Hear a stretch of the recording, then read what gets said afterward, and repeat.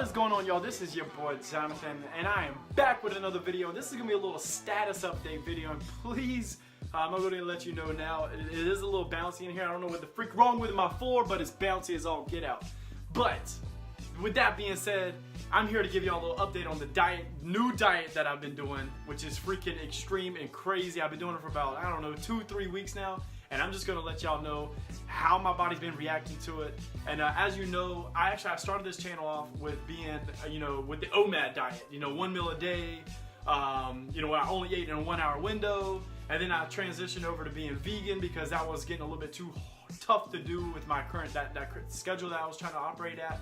And then with the vegan, there was nothing wrong with it. I still to this day still will say that is definitely by far the healthiest diet that is out there overall.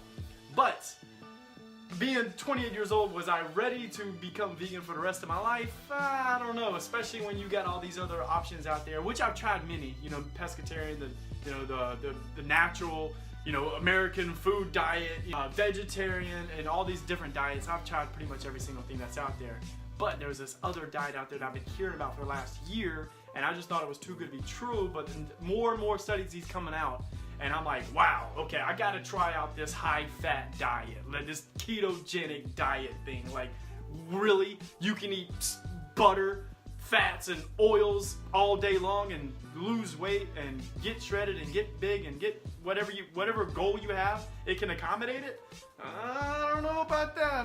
Sounds like some BS, but hey, we'll see. We'll see. So far, so good. A lot of studies have been backing it up, so I figured I would give it a try. And I wanted to go ahead and update y'all before I got too deep into it and started getting some crazy results. I wanted to go ahead and give y'all, the chance to either hop on board, do your own research, or really, at the end of the day, I just want to document it. You know what I mean? Like, mine's will document what I'm doing. So, with that being said, I'm about to explain to y'all right now exactly what is the ketogenic diet, and is it for you or is it not for you? Who knows? I'm trying it out, so we'll see.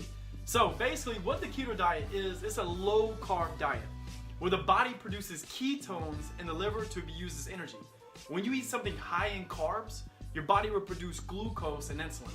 Glucose is the easiest molecule for your body to convert and use as energy, that it will be chosen over any other energy source. Insulin is produced to process the glucose in your bloodstream by taking it all around the body. And since the glucose is being used as a primary energy, your fats are not needed and therefore they're stored. Now, typically on a normal higher carbohydrate diet, the body will use glucose as the main form of energy. By lowering the intake of the carbs, the body is forced into a state known as ketosis. Ketosis is a natural process the body initiates to help us survive when food intake is very low. Now, during this state, we produce ketones, which are produced from the breakdown of fats in the liver. The end goal of a properly maintained keto diet is to force your body into this metabolic state. Now, we don't do this through starvation of calories, we do this through starvation of carbohydrates. Our bodies are incredibly adaptive to what you put into it, as you can imagine. So when you overload it with fats and take away carbohydrates, it will begin to burn ketones as the primary energy source. Now, optimal ketone levels offer many health and weight loss, physical, and mental performance benefits. When it comes to weight loss benefits, it's pretty obvious how this type of diet will help dramatically. You're cutting carbs like bread and starches, and your body is burning fat like Rocky Fuel. Like, fat literally burns right off your body, especially at the beginning, since carbs hold, I believe, like 4 times more water weight than fat does. So you drop the carbs and the water weight goes right away as well. Now, a ketogenic diet also helps control blood sugar because naturally on this diet we're avoiding pretty much all sugars. Now, for the next benefit many people use the ketogenic diet specifically for is the increased mental performance. You see, ketones are a great source of fuel for the brain, so when you lower carb intake, you avoid big spikes of blood sugar. Together, this can improve your focus and your concentration. Studies have shown that an increased intake of fatty acids can have huge impacts to our brain's function. Another great benefit is increased energy and normal hunger. By giving your body a better and more reliable energy source, you will feel more energized throughout the entire day. Fats are shown to be the most effective molecule to burn as fuel. On top of that, fat is naturally more satisfying and ends up leaving us in a more satiated state much longer. A keto diet also helps with cholesterol, blood pressure, and insulin resistance as well. But I don't really know the science behind all that, so I'm not gonna sit here and act like I'm a doctor or anything like that, because I'm definitely not. Another crazy benefit is keto also helps with acne. No, do not ask me how, as I'm as confused as you are with that, but several studies back it up. Not really sure how a bunch of grease, butter, eggs, dairy products can help with acne, because that's all the same things that we say that is extremely bad and will cause acne. But who knows? So far, so good, right? So about 3 weeks on, and my acne hasn't got any worse, which is really, really weird, because a quick story. Back when I was on a normal diet, or even like a vegan, if I ever cheated and ever had any dairy or ever had any eggs, I try to have eggs several times, because eggs are like, you know, to most vegans, they're kind of okay, to some vegans and kind of not. But every time I would say, okay, I'm gonna use eggs as my protein, every single time I would have some eggs, I would break out really bad, every single time. But ever since I've been on this diet, where I cut the carbs out first, and then I implemented eggs and dairy and cheeses, my face has been fine. Super weird, not really sure. Some things you don't ask too many questions, you just know that it works. The studies that have been shown, so that's freaking awesome. Let me go ahead and tell you exactly what do you do and what do you not eat on a keto diet. And this is exactly where the fun begins, because we get to eat lots of tasty fats. The only bad thing is we have to stay away from things like grains, such as breads and cereals, sugars like honey, jelly, maple syrup. We also must stay away from almost all fruits and tubers like yams and potatoes.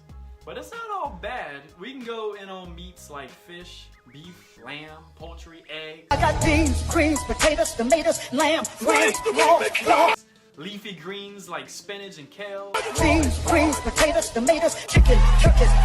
Vegetables like broccoli and cauliflower. And also high-fat dairy. Hard cheeses, high-fat cream, butter, nuts, and seeds such as macadamia nuts, walnuts, and sunflower seeds. Which, by the way, I had no idea how much I like macadamia nuts. Them things is banging. They like a nut with a bunch of butter on them, but they're hard to find, honestly. Go to the store and try to find some macadamia nuts. Extremely good, so I would highly suggest you at least try them out. But if you're not on the keto diet, stay away, because they will make you fat probably. I'm just saying, because they got like 23 grams per gram of, like 23 grams per serving of fat, and you only get a couple macadamias. But that's neither here nor there. One of my favorite fat fruits to have in every single meal, actually almost at every single meal, I implement avocados, because it's the perfect for this diet actually, as it's not only high in fat, but it tastes great and it has a perfect balance of omega-3s and omega-6s.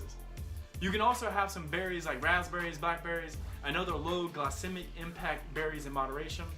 If you don't know what low glycemic foods are, you can kind of Google it and get an idea of what that kind of means and stuff like that. You can also have low carb sweeteners such as stevia. Other fats you can add to this diet are coconut oil, high fat salad dressings, saturated fats, and things like that. Which, by the way, like I had no idea how much fats are in salad dressings until today actually. I had a salad from, where'd I go, Chick-fil-A. And the salad dressing had like 35 grams, I'll probably link it right here, had like 35 grams per serving or per packet. I had 2 of those packets, so right there was 70 grams of fat. Bang, bang, easy to get the fats in, baby. So the thing that we need to focus on in this diet, it is vital, especially at the beginning starting off on this diet, is tracking your macros. What we are shooting for daily, like I said, is 75% fats, 20% protein, and only 5% carbs. The reason why it's important to track this is many people don't get enough fats in daily to stay in ketosis, because we're not used to eating so much fat-rich foods. It's not normal. You can easily get kicked out of ketosis by eating too much protein or especially too many carbs.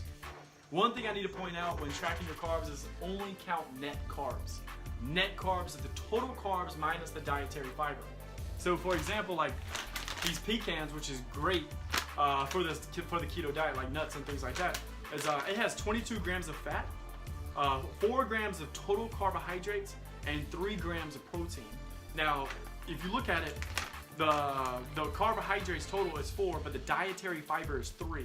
So what that means is you subtract the dietary fiber, which is 3 grams, from the total carbohydrates, which is 4, and that leaves you with 1 gram of actual net carbs. So this was only 1 carb today, and I try to typically stay under 50 grams of carbs per day. So with this being only 1, it's a pretty good deal. That's pretty much all the information you need to know.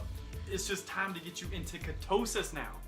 So to outline everything to get started is just restrict your carbohydrates, protein, and stop worrying about fat. Fat is your new friend. One thing I haven't mentioned is extremely important is to drink plenty of water. Something else I've added in, but I don't suggest do for a couple weeks in this diet is start fasting a day or even do intermittent fasting.